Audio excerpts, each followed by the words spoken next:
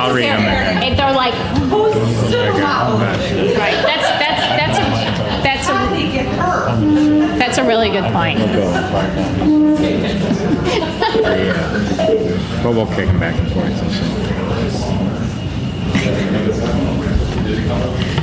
Who else is in here? Oh, you want me to unmute the phone? No, I know. We had for 20 years. All right, we ready?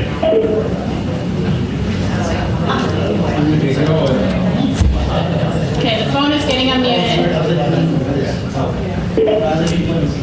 I'm going to unmute the phone in here so anything anyone can say might be heard. Okay, thanks, including me now.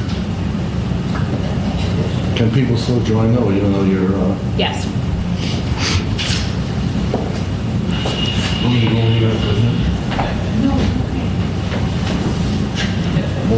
No, we're on now. So we on now? No. I put it back on mute. You think we should get started? Yep, let's go. All right, going off mute. Good afternoon. Thank you for joining us this afternoon for our company call.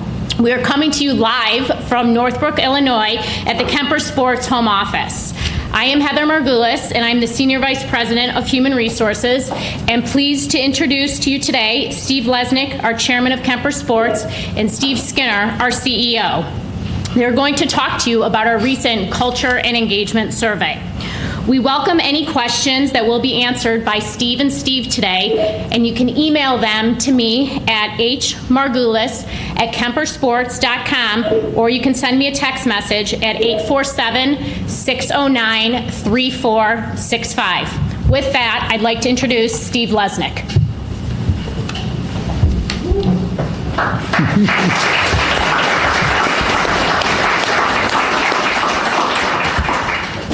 They really loved that speech, Heather. It was really good.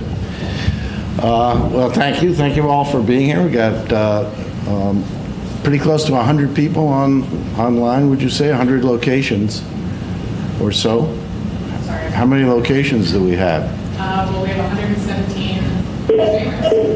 We're closing in on 120 now. I just heard it bang a couple of times. So welcome to everybody who's online and everybody who is here.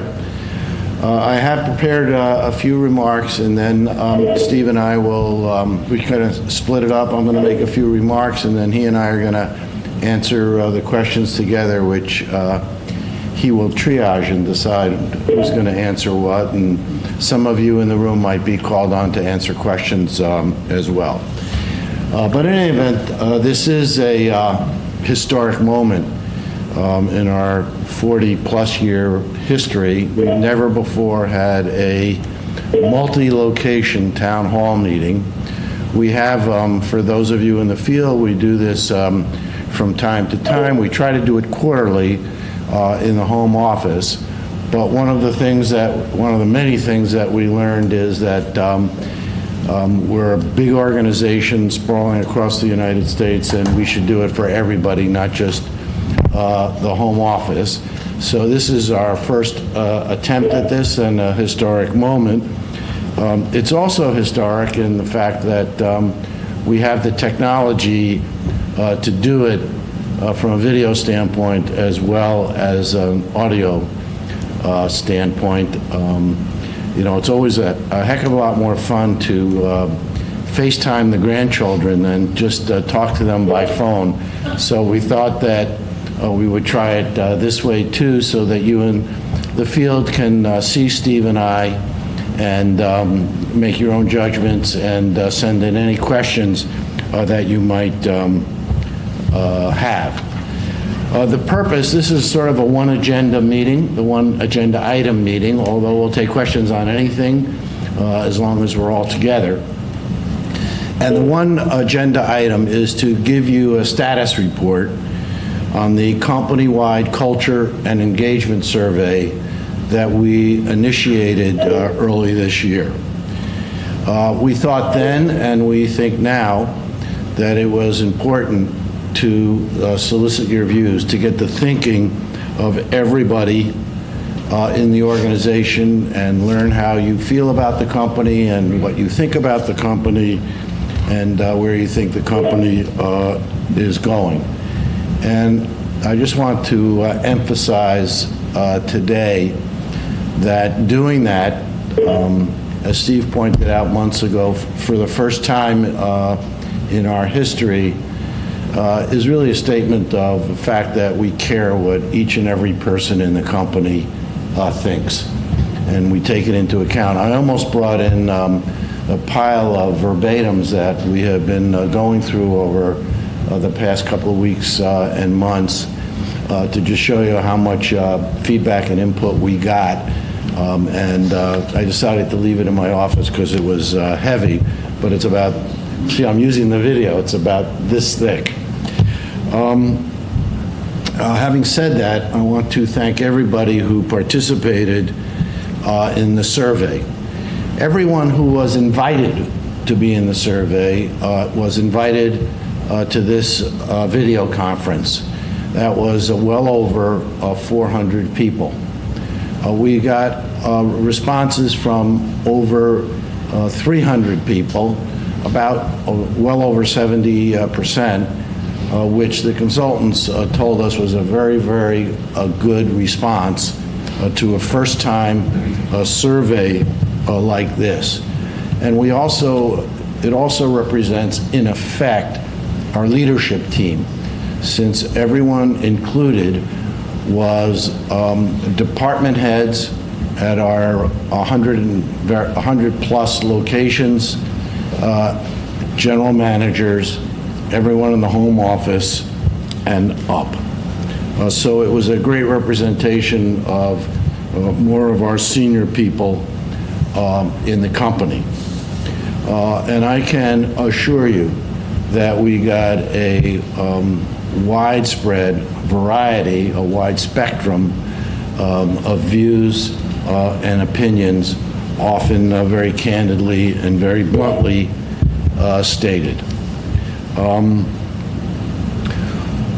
We don't know who the 300 plus people are who responded, except by segment, and the segments have to be fairly big, so it is completely anonymous, although we do have some geographic breakdowns and we have some breakdowns by department, where the department is large enough so that the consultants felt they could give us the views of that division, segment of our company or department without us having any idea what individuals say.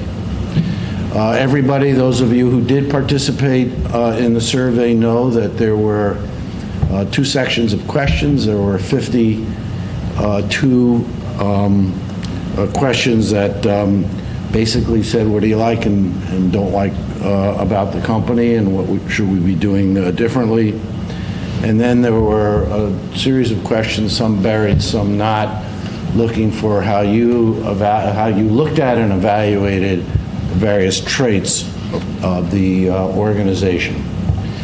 And I say that because I don't know who on the video cast or who here did or didn't participate in the research, and so I thought I'd give everybody kind of an overview of what we were going after.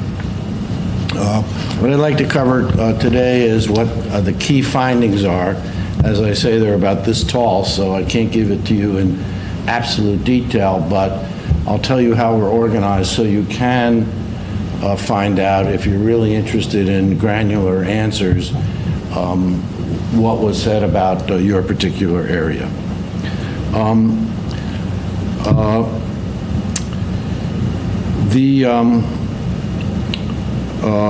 The fact that we got so many responses does make a statement about the level of engagement we have. The opinions are one thing, but to first time out of the box get so many of our leaders to participate, I want to stress, is a pretty good sign for the company. And what we learned was considerable. We learned what people thought highly of in the company, and we learned what people think needs attention. And I've categorized that into two groupings: what needs immediate attention and what needs long-term attention. And we intend to address both of those. Some of you may have participated in meetings where you saw that we have taken a fair amount of action already. There were, as you could well imagine, in an organization that has over 100 locations and close to 6,000 employees now, variations by location and by segment. What I'm going to, and again, you can get those from your leader, the leader of your segment or department or location. What I'm going to give you now are the major takeaways are both on the plus side and on the minus side, and we had plenty of both. The first takeaway was on the plus side was the company has strong, sound, admirable values, and that's kind of music to my ears. I was delighted to hear that because that was the idea when Maddie and I started this company. We wanted it to stand for something, and the fact that one of the top things fed back by our 350 or so top leaders is that they recognized that it was a company that had strong values. Second takeaway, these are almost in order. I may have mixed them up a little bit, but they're pretty much prioritized. The next thing is that the company has an unqualified emphasis on customer service through and through the organization. And while we can't pin it down exactly, it looks like that's an opinion on the plus side that is held both in the home office and in the field. And I would certainly say that is a core characteristic of KemperSports. We live and die based upon our service to our customers. And you know, some people here in the home office has even heard me say from time to time, I wish we'd become more salesy, as salesy as we are, or service oriented. But it's still a characteristic of our company that people said was a positive. Generally speaking, people felt that their own actions are recognized and their opinions heard, which our consultants again told us is a good, healthy sign. So people do think that they're listened to, that their opinions are listened to in the company. I'll get to the other side of that coin when I get to some of the other learnings from the study. You told us, those of you who participated told us, that you think the managers that you work with support you, that you do get support from your immediate manager, and there's some implications that in many cases up the line as well. But that was a positive learning and good to know. People think that they themselves, now this is interesting and you'll see it's pretty logical and happens a lot, but we scored well on people thinking that they were qualified for their own jobs. So people think they're well qualified to do what they're currently doing. The people in the field felt that GMs in particular and regional executives are empowered to act and make decisions. This is a very important learning for KemperSports because we also see ourselves as a decentralized company. We are not necessarily a cookie-cutter company where everything is dictated from the top and everybody does things by rote and there's a way to do everything and that's it. I know on the other side of the coin, some people who are used to having complete and total freedom are dealing with some of the new requirements that we put in place, some of the routines and some of the formulas that we use in budgeting and planning.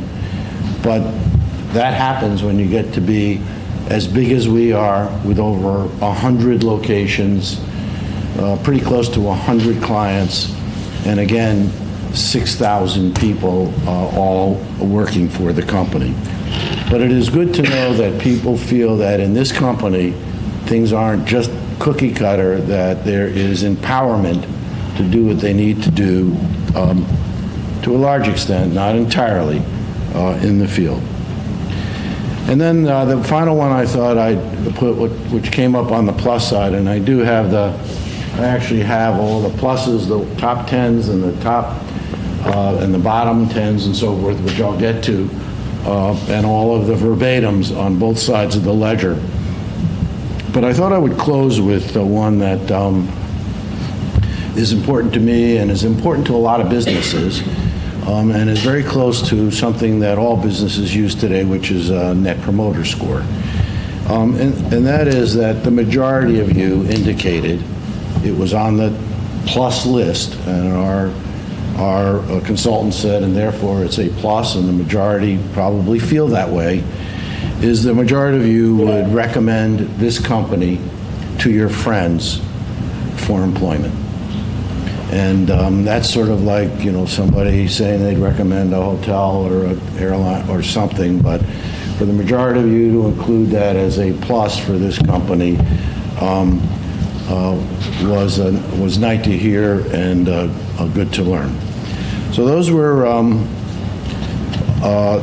some of the major findings on the plus side.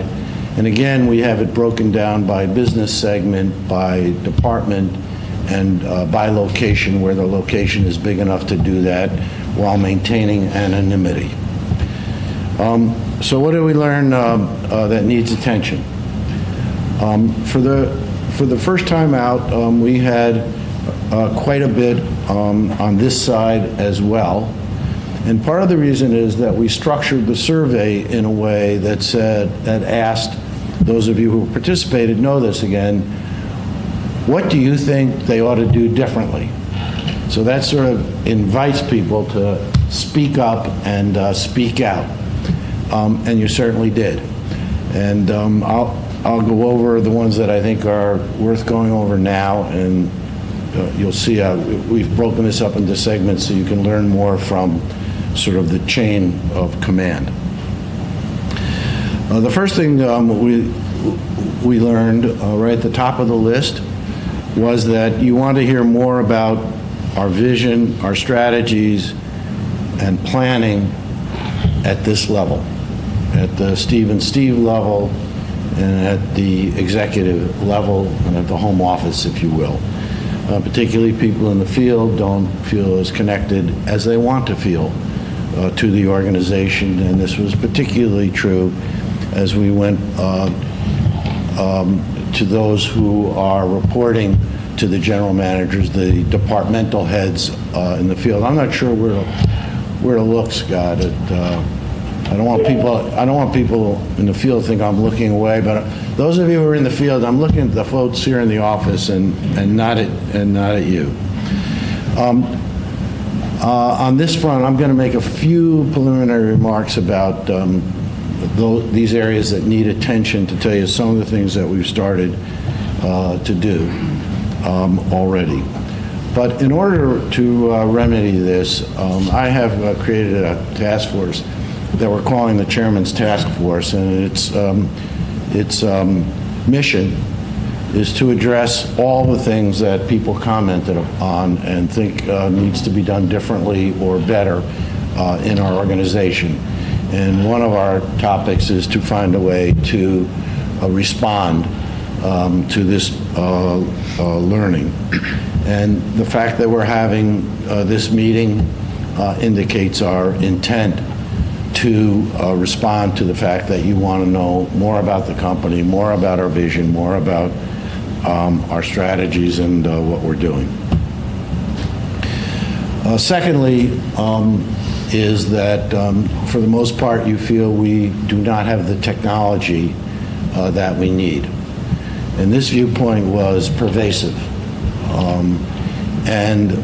Those of you who responded to it may welcome to hear that Steve and I and others in the leadership of the company agree with that.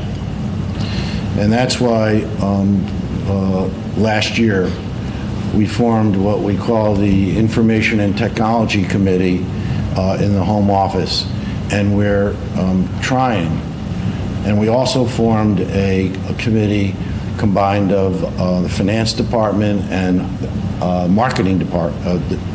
operations department to also work on areas related to this.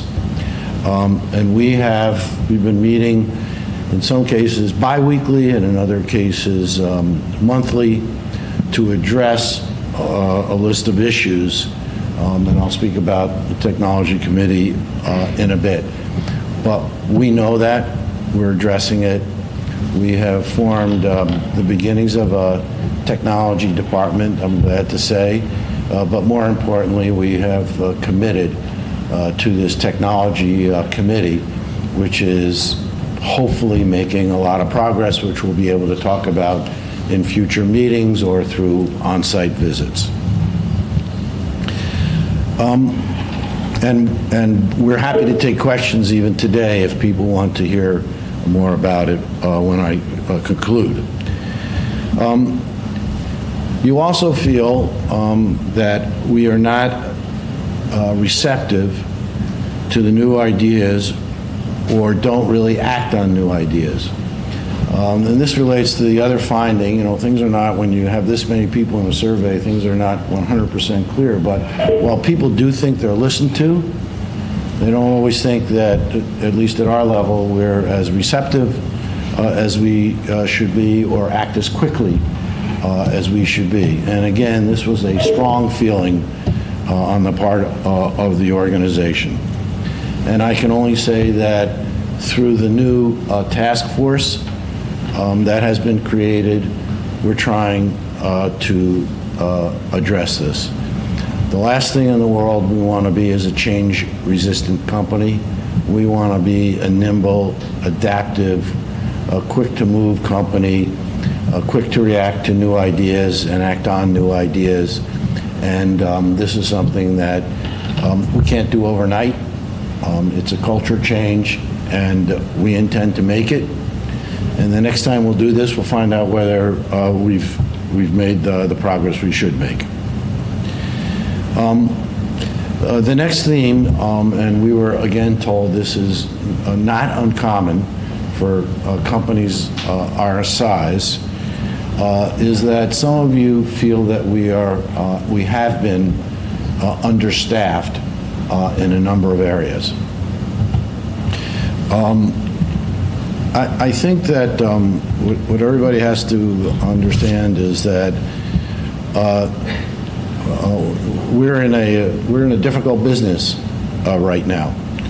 We're in a business which, even though our company isn't, the number of golfers, the number of opportunities out there is very, very competitive. And we are probably one of the very few independent companies able to determine their own destiny for their own people still standing. And so we have to be prudent in every decision that we make. Having said that, having said that, I would like to point out that in 2018 and 2019, we have created the beginnings of a technology department and made a commitment to technology. Which includes staffing. We have organized and created a marketing department, which includes expanded staffing. We have revamped our field personnel and added at least 2 regional marketing executives, expanded the staffing there. We have added substantial staff in the financial department. And so we have tried in the last couple of years to address staffing in a very, very competitive situation. And we will continue to do that where we can. Having said that, we also have to become a more efficient organization. Technology, which we're addressing as I've described, will help us get there. And we need to emphasize that. But we are acting on the staffing front pretty aggressively of these past few years.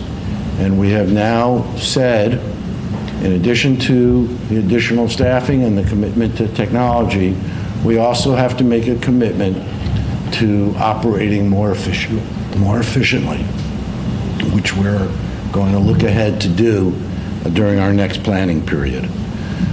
So we have some of the areas that people responded to, we have buttressed considerably in the past 2 years. The next item is also, we're told, not completely atypical, but it's something we want to take a look at. And we also think this is part of our perhaps not communicating to everybody as aggressively as we should. And that is that while I mentioned earlier we get a big plus for people feeling that they're qualified for their own jobs, well qualified and well suited in their jobs, and that implies a certain happiness with that job, they don't feel the same about some of their colleagues. And we think that may be a communications problem, but also a training problem. And I didn't mention that we've also buttressed our HR department in the past 2 years, added staff there. But we know, and Heather knows, that we have to redouble our efforts in the area of staff training, and that came up on the list of areas that need attention as well. And as a result of that, we were told that high on our list of what we should address in our next planning period are professional development programs. I would like to make just a couple of points about that.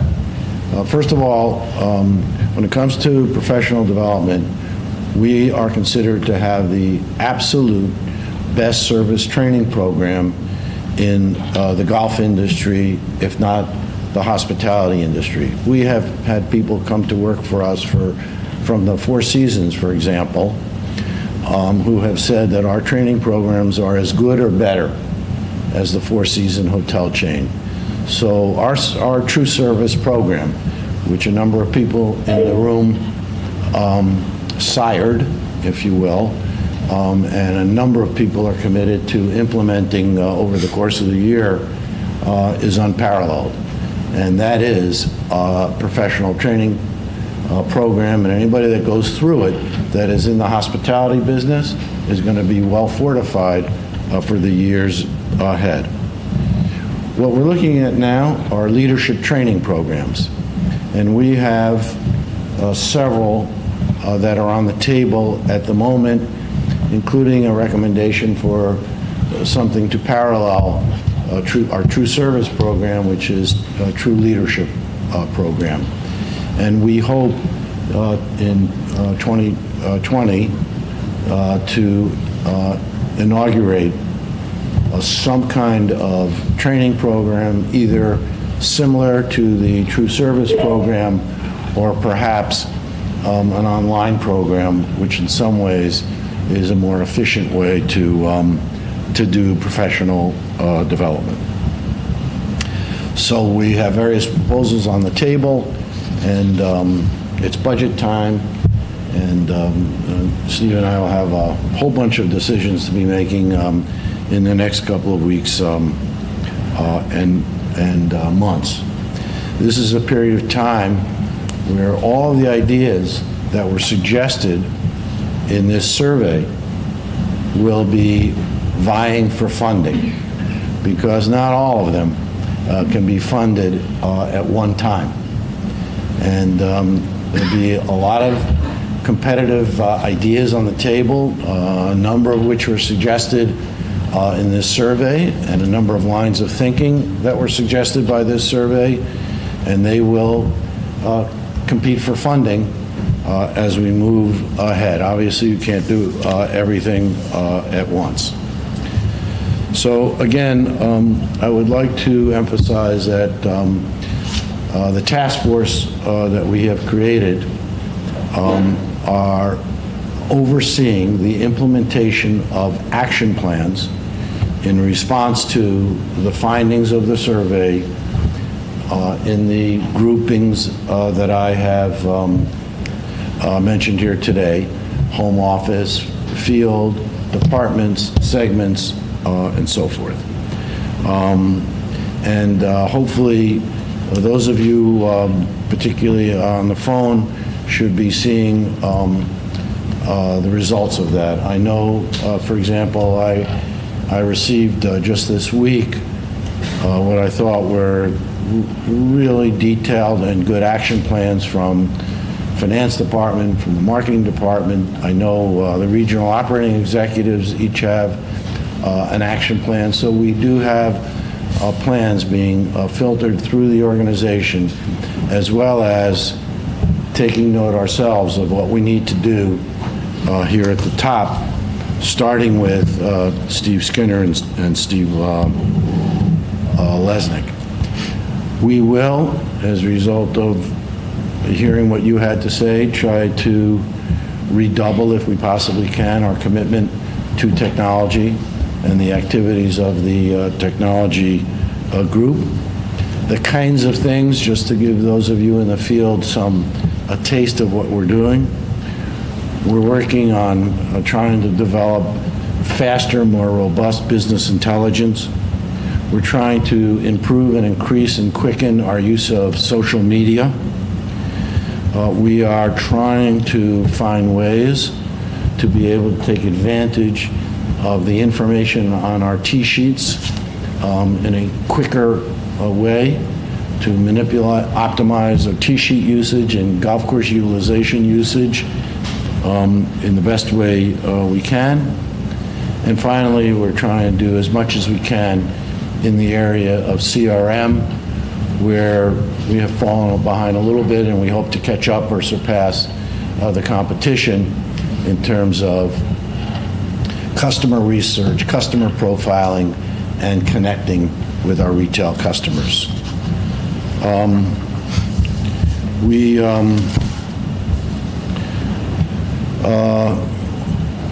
We finally have a number of initiatives that are going to be overseen by the HR department. And you would think in some companies doing this kind of survey and responding to the findings would be assigned to the HR department. The HR department here, and I'll get to Heather before I close, but the HR department here advised, along working with our consultant, that we activate the whole company, that we not look at this. This is not an HR activity. This is a company-wide leadership commitment for the whole company. And Heather has an action plan like everyone else, including professional development, including leadership training, including tightening up some of our HR practices like annual performance reviews and those kinds of things. And she'll be addressing just as much as everybody else in trying to tighten up some of our practices there.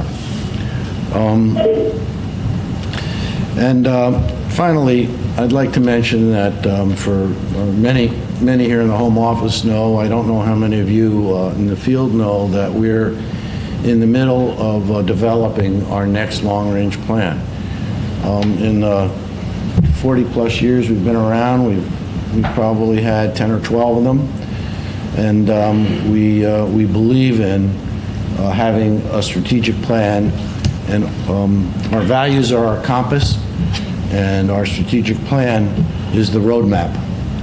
And we are in the process of doing that. A number of people are involved. We have had a consultant working with us for several months now, and we hope to finish that by the end of the year. You know, I've often been in much earlier stages of this company's development. I was been quoted from time to time as saying that it's not good strategy to share your strategy plan with your competitors. So we have to be a little bit tight-lipped about some of the things that we plan to do.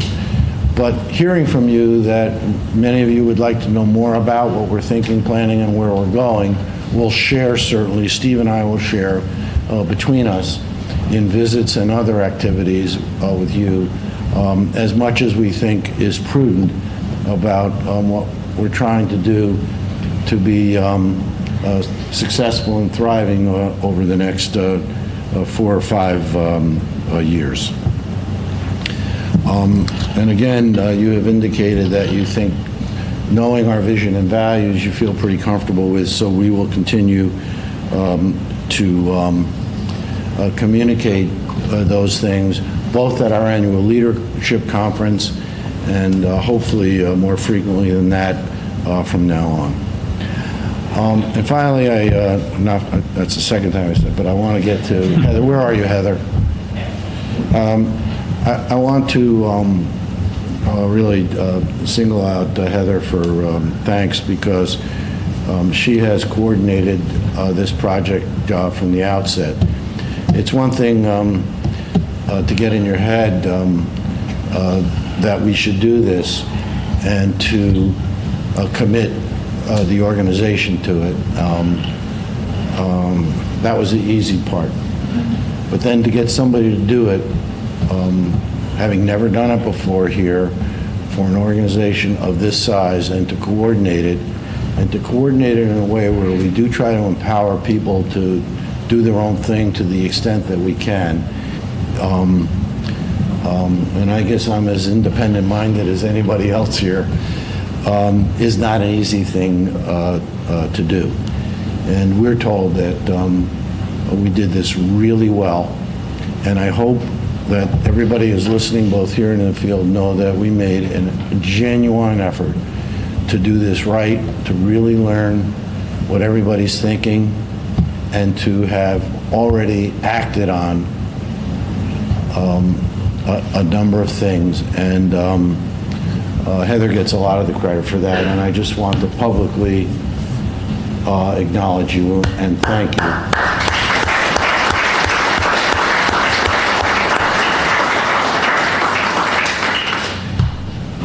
Let me conclude by saying we're committed to having this be a great place to work, and a place where people can thrive and grow. I've always said that from the beginning, that you can't, if you're not growing, if you're not thriving, we're doing something wrong here. And I want this to be the kind of place where you like working here and thrive, and at the same time can take care of your families, and we can do the right thing to make sure that you have the best benefits that we can possibly try to give, and a competitive compensation program to the best of our ability, and do the right thing by everybody. I like to think, and I think it's relevant, particularly in the environment that we're all facing today, to say that I don't think of us as a conventional company where shareholder returns are the only real measure of success when you get down to it. That's not what KemperSports is all about. And I like to think that in that way we're a little bit unconventional. Our measure of success is how we do with our customers and patrons at the retail level, those people who pay money to play our and our clients' golf courses, to eat at our facilities, to exercise there, to recreate with us. We have a responsibility and a commitment to those people. We have a responsibility and commitment to the people who entrust us with their assets.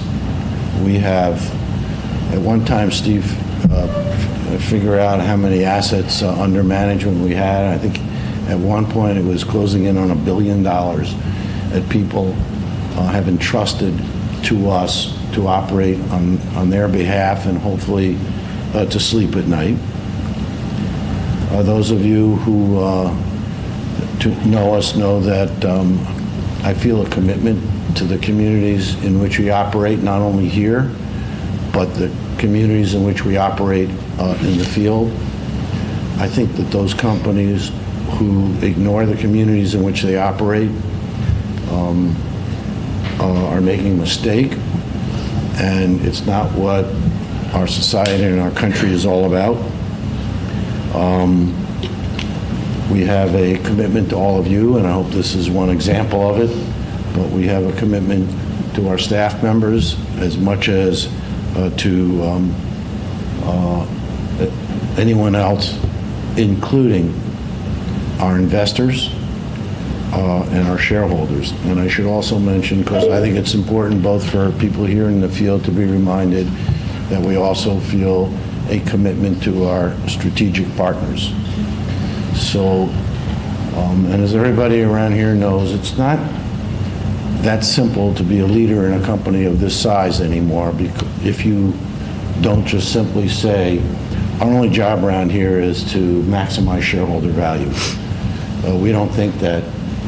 I said, where's Mark Freeman? You're all the way in the back. I said to him today about something, hey, look, this is not a simple algebra problem. This is a quadratic equation, and sometimes things do get a little complicated. But I'd like to think that we can acquit ourselves well with all the constituencies that our company touches and interacts with. Most of you said, I mentioned earlier that many of you said that you felt this was a place that you would refer to others, friends, to work here. But most of you also said that this is a good, although the room for improvement was legendary, most of you said that you believe this is a good company and you're proud to work here. That's what we want to be. We want to be a company that all of us are proud to be associated with. That's what we strive for. We're not naive. We know that in our society we have to grow. There's an imperative, inescapable imperative, that we grow. And when we say grow, it's implied that we grow sustainably and profitably. There's no way around it. We are a company in a private enterprise society, and we're certainly going to do that. But we also know that we have other responsibilities and accountabilities other than the financial metrics that everybody has to deal with. I will close by saying that we strive to be a great organization, and I know that we are already a better organization for having done this survey. And I thank all the leaders of the company that have worked on learning what the findings were and figuring out ways to respond to it, feel that way as well. So I want to thank everybody who did participate in the survey. And we won't do it in 2020, but we will do it in 2021. And hopefully we'll earn even higher responses and higher grades than we did this time around as we continue to work to improve what is already, I think, a pretty great company. And with that, I will turn it over to Steve, who's going to answer all of your questions. And we already have I've done my part now, so no, I'll help him if he wants me to. But we did ask Ed, I think Heather asked ahead for questions. And if, as a result of hearing what I had to say, people want to ask more questions, just text or email Heather. And with that, I'll turn it over to Steve. Great. Thanks, Steve.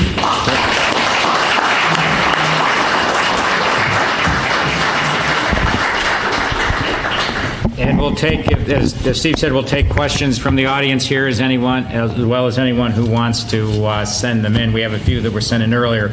But before we do that, those of you who in the field haven't been through, but you all know we have a service program where we recognize tenure in service to the company and give a pin. And I know when I go out in the field, everyone really enjoys that. So we do have one anniversary here in the home office. It's a 10-year anniversary, someone you've all have worked with a lot over the years. So we always like to recognize when we can, when we have a meeting. So Brendan McCarthy.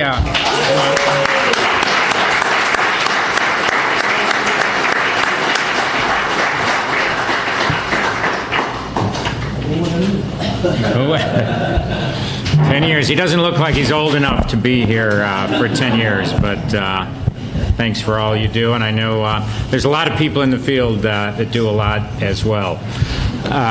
The other thing, I just wanted to mention a couple other things before we get to the questions. One, there's been a lot of weather recently, including some big storms in Houston, and as always happens in a big storm, we worry about our people and our facility at Lake Jackson. It did get spared, relatively speaking, compared to the last hurricanes. There was some water on the course, and a few of the staff members had some damage, but it was less impactful than the past ones, and everyone's okay in that regard. And another staff member, just so you all know, because you hear rumors. Yesterday, Val D'Souza was in a car accident. He's all right. I want to start with that. But he was in a car accident and broke his ankle in a couple places. Jim and Keith have both been in contact with his wife. Tim Krebs happened to be flying back through Dallas last night from D.C. and stopped in to see him. So it was a scary moment. But he's having surgery this morning on his ankle. Will be laid up for a little bit, but he's doing fine. I actually texted with him last night, believe it or not. And so anyway, those of you who may have heard, we just wanted to give that update. We're thinking of Val and his family as he goes through this surgery and probably one more to put his ankle back together. So thanks, Val. Knowing Val, he's probably on the video. So Val, if you are, we're thinking of you. We hope you're not. We hope you're resting and recuperating. So Jim Steele, I heard that you told his wife to tell him that he wasn't getting any extra strokes. I basically said that I could finally beat him. So we have a couple of questions, as I mentioned. Well, actually, first, why don't we, I know we try not to keep everyone too long, but does anyone here in the home office have any questions live while we're here? All right, well, everyone can think about it, but a couple of these, I think, came from the home office, a couple of them came from the field. I think a good one to start with, maybe to follow up on Steve's remarks, was how do you define the KemperSports brand, and do you see that brand changing or evolving in one direction or another over the coming years? And, you know, Steve can answer that. I'll give my answer, and really Josh has been the father of the brand, or started as the brother of the brand, I guess 40 years ago. He wasn't that old, but really he's done a lot of work on the brand over the years. And you know, I think there's a couple things that stick out to me when I talk about the brand. First, our brand as KemperSports is defined by our people. Particularly all the people that are on this phone call today, all the people in the field. I hear that more and more. We are, as a professional services company, as a customer service company, we're defined first and foremost by our people and the service we give to our customers and our clients. So that has, I think, always defined us for 40 years. And I think the other defining metric of our brand is best in class.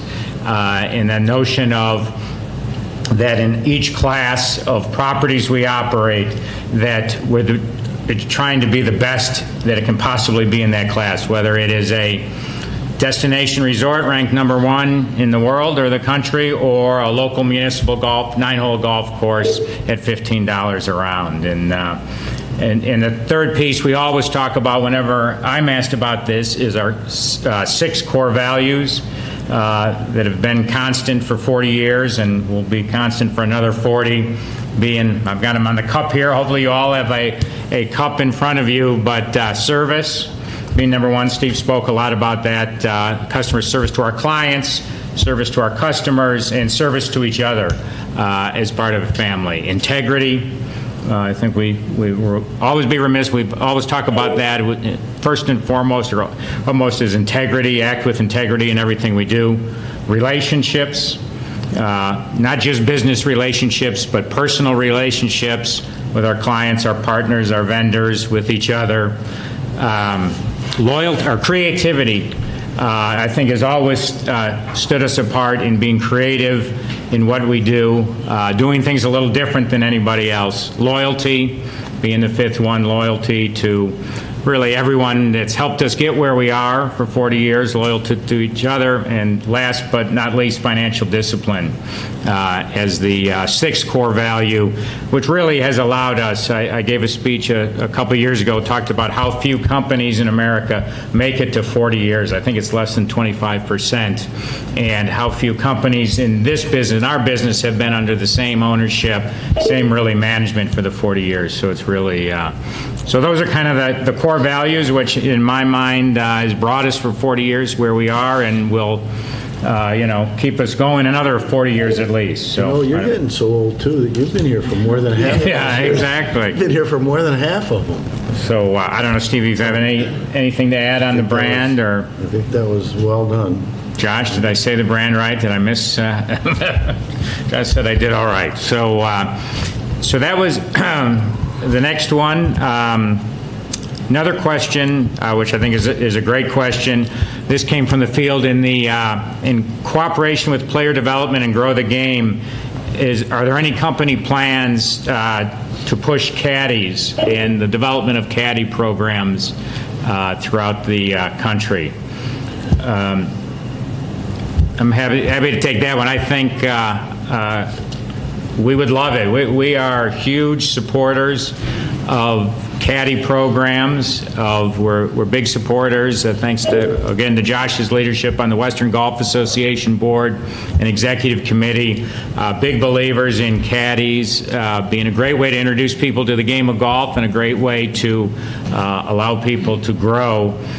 We have some very successful programs, and I think we really deserve part of the credit in a public golf environment of bringing caddies back, making them fashionable again, starting at Bandon Dunes, moving to Streamsong, Chambers Bay, Sand Valley, in addition to many of our private clubs. So it's something we look at. The Glen Club, which we built and own, has a strong caddy program, and we've tried it at some other of our public facilities. So I guess my answer would be we're fully supportive of caddies and caddy programs, and hopefully it continues to grow because we think it's great for the game. Anyone have comments on it? Just the WGA, you might mention. The Western Golf, yeah. Any comments on that? Anyone have? And if anyone has any ideas out in the field on how we can further our efforts in the caddy program realm, I mean, it's. I think one of the things that's changed in golf that's been helpful is this movement away from golf courses designed around cart paths into golf courses designed as fun, playable golf courses that are walkable. Next one, I'll turn this to Steve since I've done all the talking now. But how do you No, define? I talked for a long time. How do you define innovation? And what are two examples you believe where the company is being innovative? Well, I think somebody who answered in the majority probably asked the question because I think that our history is that we have been an innovative and creative company. But I don't think that we have driven as much innovation and creativity from the home office today as we have in the past. And there's something of a reason for that. And part of it is this idea of decentralization that I mentioned and empowerment that I mentioned. And we look for a lot of the innovation to come from the hierarchy of the company. Perhaps we are going to have to redouble our efforts. I know that, for example, in the technology group, we are looking to, as I've mentioned, make some innovations in terms of business intelligence, utilization of the T-sheet, and other kinds of marketing activities. We have a couple of things on the radar screen for 2020. So maybe part of the answer is stay tuned a little bit to see some of the fruits of some of the things that we're doing in marketing and in technology, where a lot of the innovation in today's world occurs. But we're also looking for creativity and innovation at the greenside level from everybody in the field, and hopefully we'll be really receptive to the ideas that start flooding into the company into the home office as a result of this meeting. But we know one thing is for certain in the world we live in today: if you're not changing, if you're not adapting to new circumstances, you're in trouble. So hopefully that can be high on the priority list as we move ahead. I should also say I don't know about innovations, but I know that Jim Lawler has made a lot of changes in our financial area and reporting area that I think have been helpful to the company. They're not as splashy as if they're in the marketing or technology or retail level, but I think we're trying to make change and adapt as much as we can, as fast as we can. Great. We've got a couple. The last two questions we have are both related to kind of future and company growth, so we'll take them one at a time. The first is an update on efforts and scope to expand outside the United States.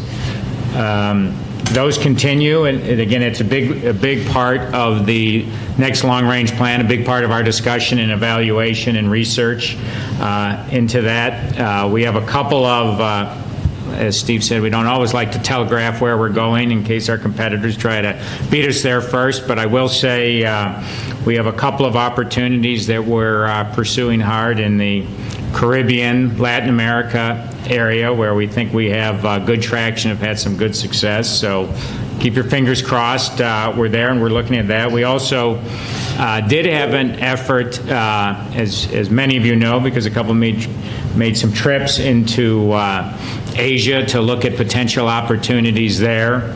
I think that initiative, while it still is possible in the future right now, is on hold, and the efforts really are more focused in the Latin America area. So that is, but we do think there are some opportunities there and we'll talk more about that as we roll out the next long-range plan. Anything to add to that? And the other question, which I think is a great question, I at least get asked this a lot of the time, with larger competitors in the market buying smaller management companies, are we positioned to acquire and start a growth strategy with more owned assets, or I assume other acquisitions? So those of you who don't know, recently, I would say in the last 2 years, two of our competitors, being Troon and Club Corp, have each been acquired by a new private equity partner. Leonard Green acquired Troon, and Apollo acquired Club Corp, both with pretty different strategies. The Leonard Green Troon strategy is to buy fee-for-service management companies, and the Club Corp strategy is primarily to buy private clubs and other city clubs and related assets. So that is something we talk about. It's something we are looking at in our long-range plan. We have had a lot of conversations and continue to have conversations with equity partners in the market. There is equity in the market that is looking for good partners like ourselves. And I will say, so that is definitely on the table, something we are looking at as an avenue for growth. I'll go back to the sixth core value. One of the things that have allowed us, as I said earlier, to remain under the same management and not be sold several times is we have great financial discipline. We're very strategic as to where we make those investments.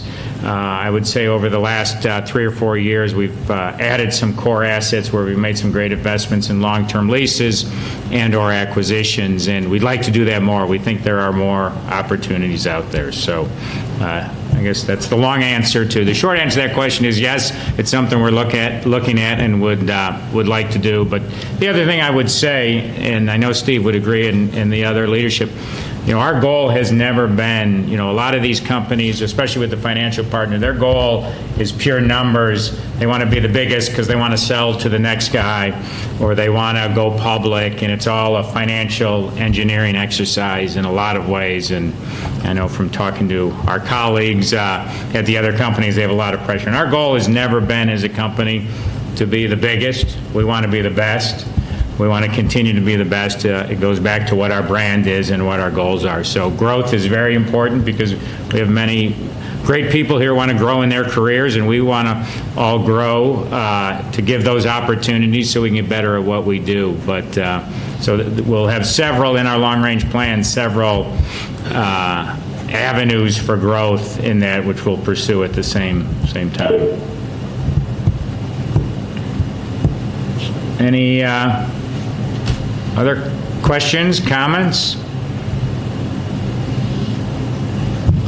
Great. Well, I'll let Steve close, but just want to thank everyone for dialing in, and thank you for your time. I know it's still a busy time of the year, and some of our markets are just heating up, and others are trying to stretch the last couple months. So we appreciate all the time, and we'll do this again. And if anyone has any questions afterwards, please feel free to call Steve or myself or anybody on the leadership team and ask any questions at all. I think that's it. First of all, I thank everybody for coming. It was great. I think Steve's last comment was important for everybody to know. You can call either one of us, or for that matter, other leaders in the team. But I know that if you call either one of us, you're highly likely to get the same answer. We'll tell you when we can. We'll telegraph what we can. But as you can hear, including in Steve's last remarks, that we are talking to some people. We have some things going on, and we'll keep you as fully abreast as we possibly can. And hopefully we will live up to your expectations of us, I would say. Thank you for coming, and Heather, what should we do next? Do we have to do anything? Bye-bye. Bye-bye, everybody.